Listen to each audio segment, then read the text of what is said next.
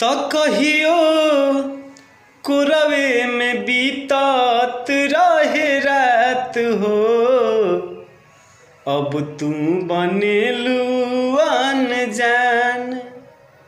जब से धैलू बलमुआ के साथ हो, अब तू बनेलू अनजान।